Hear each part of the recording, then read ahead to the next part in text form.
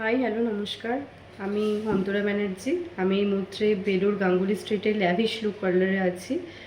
আর এখানে আমি 3 দিন ধরে কাজ করালাম। তো ওয়্যাক্স করেছি রিকা, আর হেয়ার কাট করেছি, হাইলাইটস করিয়েছি, আর লাস্ট আজকে পিয়ার্সিং করালাম। আমি ভীষণ ভীষণ ভীষণ স্যাটিসফাইড এবং হ্যাপি কাস্টমার এনাদের। প্রচণ্ড ভালো লেগেছে। আমি এতদিন এত জায়গায় কাজ করেছি, কোথাও এত ভালো লাগেনি।